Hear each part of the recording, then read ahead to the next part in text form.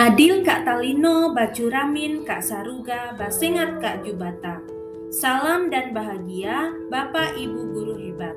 Berjumpa lagi, saya Yeni Widaryanti, mewakili kelompok 4, melakukan presentasi hasil diskusi kami dari ruang kolaborasi kelompok kerja.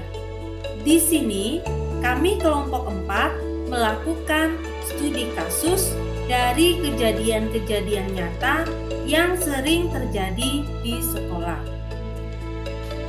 Anggota kelompok kami yang pertama adalah Bapak Eli SPD dari SD Negeri 23 Selutuh. Yang kedua, saya sendiri. Yang ketiga, Ibu Yosefin Evi SPD dari TK Pelangi Sebadu.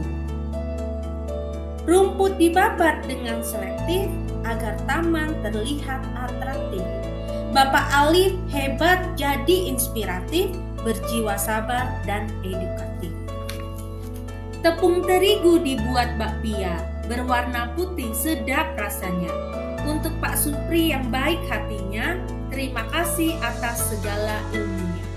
Adapun tujuan pembelajaran khusus yaitu calon guru penggerak dapat berbagi, berkolaborasi, dan menetapkan keterampilan pengambilan keputusan berdasarkan 4 paradigma, 3 prinsip, dan 9 langkah pengambilan dan pengujian keputusan.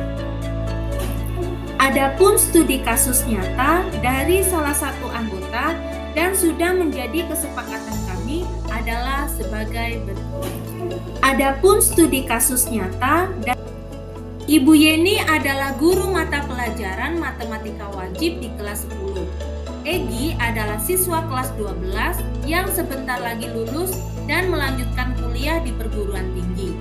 Egi ingin melanjutkan kuliah, tetapi syarat untuk mendaftar kuliah adalah ketutasan nilai di kelas 10, 11, dan 12. Sedangkan Egi belum tuntas pada mata pelajaran matematika wajib di kelas 10. Kemudian Egi menemui wali kelas meminta perbaikan nilai. Bapak Riko sebagai wali kelas Egi menyarankan untuk menemui Ibu Yeni. Ibu Yeni mengalami kesulitan dalam mengambil keputusan untuk memperbaiki nilai Egi. Karena Egi tidak langsung memperbaiki nilai tersebut saat kelas 10. Ibu Yeni tidak memberikan nilai tuntas karena Egi sering tidak mengerjakan tugas. Apa yang akan dilakukan Ibu Yeni terhadap permasalahan yang dialami oleh Egi? Nah, itulah kasus yang kami pilih dan sepakati, sehingga kami analisis dan adapun hasil analisis dari kesepakatan hasil diskusi diantaranya adalah sebagai berikut. Langkah yang pertama, paradigma mana yang terjadi pada situasi tersebut? Rasa keadilan lawan rasa kasihan. Ibu Yeni memberikan nilai sesuai kemampuan siswa. Sedangkan Ibu Yeni berbaik hati memberikan nilai kriteria ketutasan minimal demi masa depan Egi. Apa nilai-nilai yang saling bertentangan dalam studi kasus tersebut? Kejujuran lawan kepedulian. Langkah yang pertama, paradigma mana yang terjadi? Apakah ada unsur pelanggaran hukum dalam situasi tersebut atau uji legal? Tidak ada pelanggaran hukum dalam situasi tersebut. Langkah yang ketiga, apakah ada pelanggaran peraturan atau kode etik profesi dalam kasus tersebut atau uji regulasi? Tidak ada pelanggaran kode etik profesi. Dalam hal ini, kode etik profesi guru yang dilakukan Ibu Yeni sebut. Langkah yang keempat, berdasarkan perasaan dan intuisi Anda, apakah ada yang salah dalam situasi ini atau uji intuisi? Egi tidak segera memperbaiki nilai pada mata pelajaran matematika wajib di kelas 10. Padahal dia sudah kelas 12. Mengapa tidak mengambil perbaikan nilai pada waktu kelas 10? Langkah yang kelima, apa yang Anda rasakan bila keputusan Anda dipublikasikan di media cetak atau elektronik atau menjadi viral di media sosial. Apakah Anda merasa nyaman? Perasaan Ibu Yeni nyaman saja karena tidak ada pengaruhnya. Langkah yang keenam, kira-kira apa keputusan yang akan diambil oleh panutan atau idola Anda dalam situasi ini? Memberikan kesempatan Egy untuk memperbaiki nilai.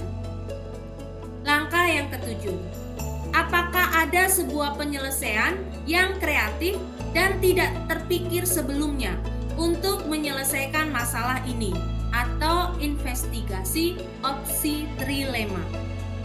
Melakukan praktek coaching kepada Egy menggunakan teknik coaching alur tirta, di mana permasalahan tersebut berasal dari Koci atau Egy yang tidak segera memperbaiki nilai, tidak tuntas matematika wajib di kelas 10, namun pada saat memerlukan nilai baru melakukan perbaikan, dan solusinya juga dari Koci.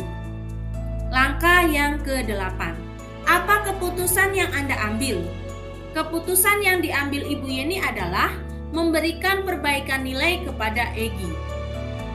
Prinsip mana yang Anda gunakan dan mengapa? Prinsip berbasis rasa peduli karena menyangkut masa depan murid. Coba lihat lagi jawaban dan refleksikan. Pengambilan keputusan yang sudah diambil oleh Ibu Yeni yaitu memperbaiki nilai Egy.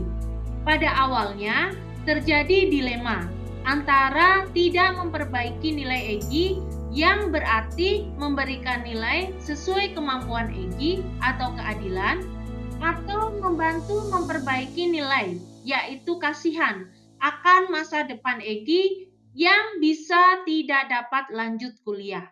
Pada kasus Egy tersebut, Ibu Yeni dapat mengambil pelajaran bahwa murid harus segera memperbaiki nilai agar tidak terjadi penyesalan ketika memerlukan nilai untuk melanjutkan kuliah ke perguruan tinggi, dan menanamkan sikap tanggung jawab kepada murid yang tidak tuntas mata pelajaran melalui praktek coaching alur tirta.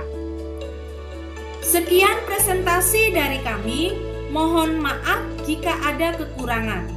Kami persilahkan jika ada pertanyaan.